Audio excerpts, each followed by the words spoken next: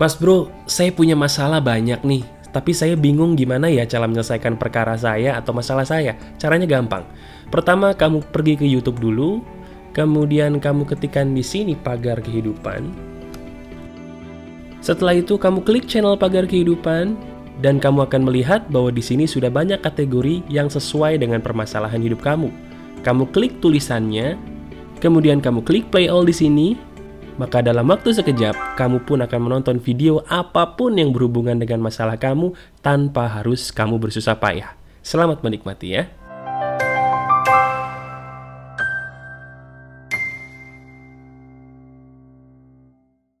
Halo hai teman-teman, apa kabar? Ada saya lagi Aryan Surya, sahabat kamu dari Pagar Kehidupan. Dimanapun kamu saat ini, saya selalu berdoa di awal pembicaraan kita, semoga kamu semakin ada perubahan ya. Bagi kamu yang mungkin menderita dengan kejombloan kamu, saya doakan semoga sedikit lagi kamu menemukan jodoh.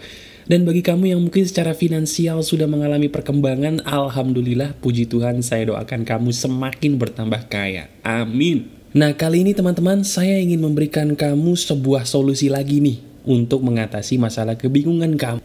Kalau kamu bicara soal kebingungan, kamu sadar nggak sih teman-teman, kira-kira apa ya dasar dari setiap kebingungan yang kamu miliki? Maksud saya begini, kamu sadar nggak sih dari setiap pertanyaan kamu yang sering kamu lontarkan kepada saya atau mungkin kepada diri kamu sendiri, akar dari setiap pertanyaan kamu itu apa? Betul, akar dari setiap pertanyaan kamu adalah, kenapa sih kok nasib gue begini? Salah gue apa ya mas bro? Bener nggak? Ujung-ujungnya pasti kamu menanyakan nasib. Nah, kok Mas Bro tahu dari mana? Nah, karena memang setiap orang selalu permasalahannya ujung-ujungnya pasti mempertanyakan nasib. Ayo, jujur. Kalau sekarang kamu lagi punya masalah nih, pikirin masalah kamu satu aja.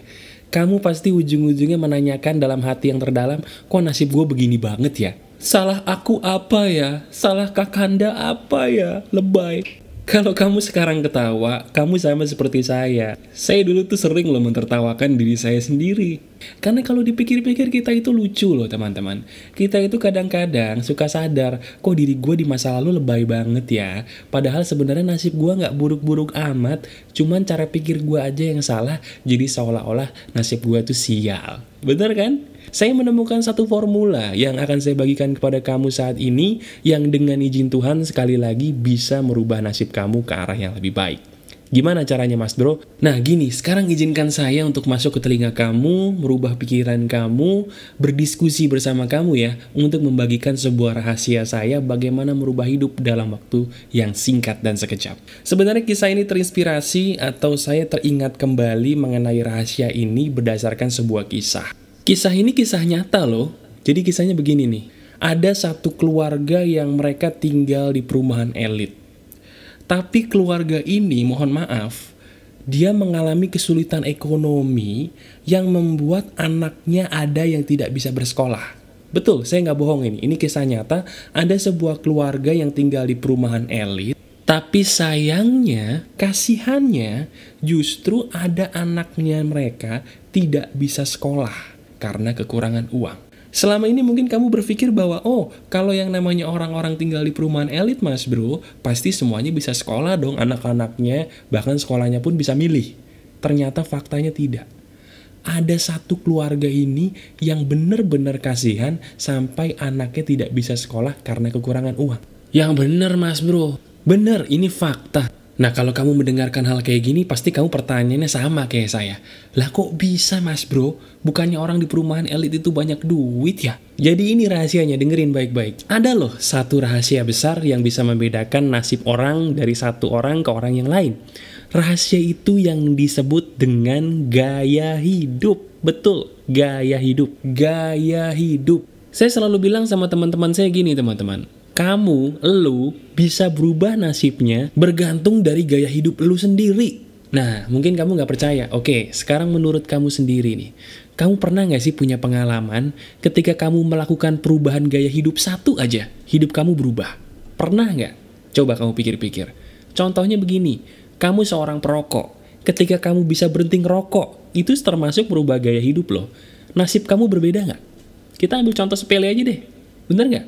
Ada rasa bedanya nggak ketika kamu dulu jadi perokok terus, sama kamu ketika berhasil berhenti ngerokok gitu? Ada bedanya nggak rasanya bagi kamu? Kalau kamu bilang ada banget mas bro, nah itu dia salah satu bukti kecil bahwa kamu merubah gaya hidup, nasib kamu pun berubah. Nah mas bro, oke, lu bener kalau kita ngerubah gaya hidup sedikit aja, nasib kita berubah. Tapi pertanyaan dasar saya begini mas bro, gaya hidup itu apa sih? Sumpah saya masih bingung banget. Banyak orang ngomongin gaya hidup tapi penjelasannya masih ribet gitu. Bisa nggak kasih penjelasan sederhana gaya hidup itu apa? Penjelasan yang paling sederhana dari gaya hidup adalah gaya hidup itu adalah sesuatu hal yang kamu kerjakan secara berulang dan teratur. Sekali lagi ya, sesuatu hal yang kamu kerjakan secara berulang dan teratur itu gaya hidup. Jadi harus berulang dan teratur ya mas bro? Iya, harus berulang dan teratur. Contohnya begini, kamu ngerokok sekali-sekali, itu nggak bisa disebut gaya hidup. Tapi kalau kamu setiap hari ngerokok, setiap minggu ngerokok, itu gaya hidup, karena berulang dan teratur. Jelas ya? Nah, kalau kamu selama ini sering komplain, mas bro, gue udah olahraga nih, kenapa badan gue kagak kurus-kurus? Atau mungkin begini nih, lucu nih, mas bro, kenapa ya, kok gue udah olahraga tapi gue sakit-sakitan? Emang lo olahraga kapan? Kemarin. Nah, sebelumnya lo olahraga nggak? Enggak sih, baru kemarin doang, ya nggak bisa. Rahasianya begini teman-teman, kalau kamu melakukannya sekali-sekali itu tidak bisa disebut dengan gaya hidup. Nah kalau kamu ingin mendapatkan perubahan dalam hidup kamu, yang harus kamu lakukan adalah merubah gaya hidup. Nah kamu tadi inget kan gaya hidup itu apa? Benar, gaya hidup itu adalah sesuatu hal yang kamu lakukan secara berulang dan teratur. Kamu tanya dulu, selama ini yang kamu komplain tidak memberikan efek bagi kamu itu, kamu lakukan secara berulang dan teratur atau enggak? Kalau enggak, itu bukan gaya hidup dan tidak bisa merubah hidup kamu. Jelas kan? Nah, bicara soal gaya hidup dan perubahan nasib kamu tadi, saya membagi gaya hidup itu menjadi dua golongan. Cuman dua golongan. Dua golongan itu adalah gaya hidup yang pertama adalah gaya hidup yang mengundang keberuntungan dan rezeki. Gaya hidup yang kedua adalah gaya hidup yang mengundang kesialan dan kemiskinan. Cuman dua. Nah sekarang kita kasih contoh yuk, kita kasih contoh satu-satu biar kamu jelas deh sebelum kamu praktek ya. Contohnya gini, gaya hidup yang mengundang kemiskinan dan kesialan, itu gaya hidup yang sebenarnya terlihat menyenangkan, tapi kalau dilakukan terus-terusan bisa bikin kamu apes. Gaya hidup itu apa? Betul, kita ambil contoh dunia malam. Orang yang suka melakukan kegiatan dugem secara rutin itu disebut gaya hidup. Gaya hidup dunia malam itu ada. Nah orang yang suka bergelut di dunia malam dalam artian dugem atau dunia gemerlap itu kelihatannya happy ya. Tapi kamu percaya nggak sih sebenarnya mereka itu sedih loh. Sedihnya itu kenapa? Sedihnya karena ketika mereka secara nggak sadar happy dugem, kesehatan mereka pasti menurun drastis, uang mereka habisnya pun cepet, dan mereka pun tidak mendapatkan apa-apa selain kesenangan sementara. Coba, kalau kamu punya teman yang hobi dugem, saya berani jamin, pasti kesehatannya jauh lebih rendah dibandingkan kamu yang tidak pernah dugem atau jarang dugem. Lah, oh bisa begitu ya mas bro? Karena gaya hidup mereka salah. Gaya hidup mereka salah, hasilnya pun salah. Simple kan? Gaya hidup kamu akan memberikan hasil yang sesuai dengan gaya hidup kamu tadi. Jelas ya? Nah sekarang bagaimana dengan contoh gaya hidup yang baik? Contoh gaya hidup yang baik nih contohnya gini. Kamu bersedekah secara rutin dan teratur, pasti ada efeknya buat rezeki kamu. Itu pasti. Kalau sedekah cuma sekali-sekali ada nggak? Ada, tapi tidak sehebat kalau sedekah kamu rutin dan teratur.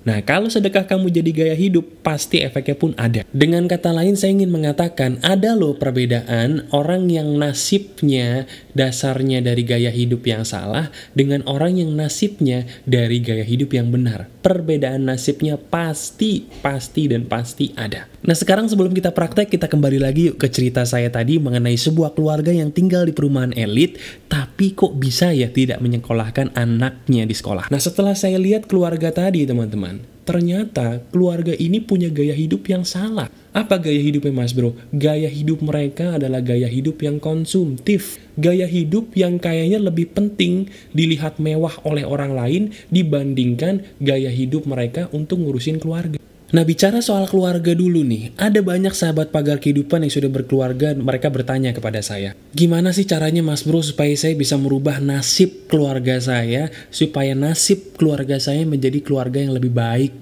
Nah untuk itu saya punya rahasia yang pahit buat kamu. Salah satu hal yang membuat keluarga itu mohon maaf menjadi susah rezekinya, adalah gaya hidup dari kepala keluarga yang salah. Mohon maaf jangan tersinggung ya, saya bilang fakta nih. Yang membuat sebuah keluarga menjadi salah nasibnya adalah gaya hidup yang salah dari kepala keluarga. Nah, kalau kepala keluarga ini relatif, nggak harus laki, nggak harus perempuan, tergantung. Kalau masih lengkap, bisa jadi kepala keluarganya adalah suami.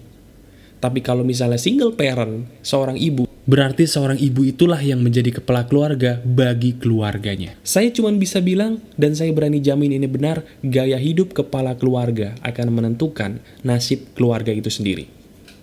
Nah sekarang, bagi kamu sebagai kepala keluarga, yang sudah berkeluarga dan sebagai kepala keluarga, siapapun kamu saya tanya, apakah menurut kamu sendiri nih, benar menurut kamu sendiri, gaya hidup apa sih yang sampai saat ini, yang kamu tahu itu jelek, tapi belum bisa kamu tinggalin gitu loh.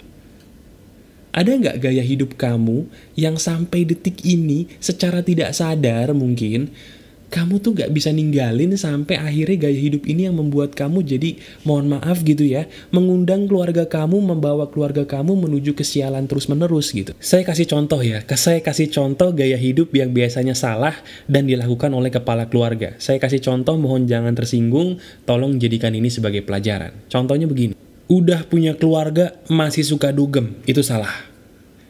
Udah punya keluarga masih suka foya-foya, tanpa ada waktu yang jelas, itu salah. Udah punya keluarga, masih suka ngerokok secara berlebihan, mohon maaf, itu salah. Udah punya keluarga, tapi kebanyakan mikir sebelum kamu berani action, itu salah. Udah punya keluarga, jadi kepala keluarga, tapi kebanyakan melo-melo gak jelas mikirin hal yang gak penting, itu salah.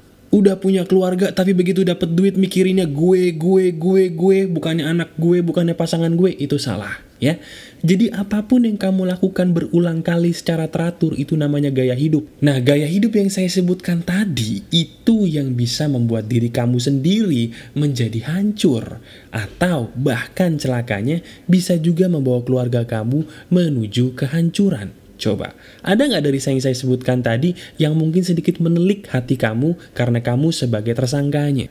Nah sekarang gue tahu mas bro, oke, gaya hidup gue salah, tapi gue pengen berubah. Gimana sih mas bro caranya kita bisa merubah gaya hidup?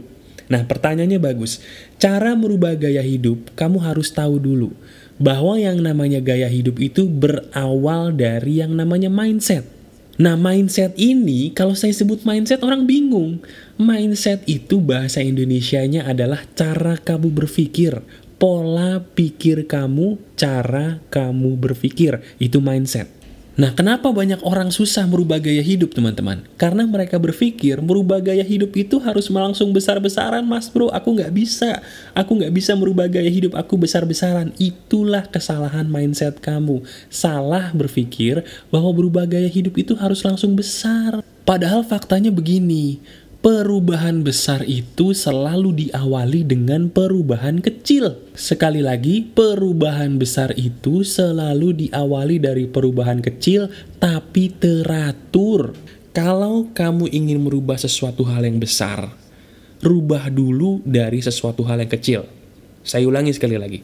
Kalau kamu ingin merubah sesuatu hal yang besar, rubah dulu dari sesuatu hal yang kecil. Artinya apa? Maksudnya apa mas bro? Gini, kalau kamu ingin merubah nasib kamu ataupun keluarga kamu, saya tidak menyuruh kamu merubahnya dalam waktu 1 hari. No, tidak.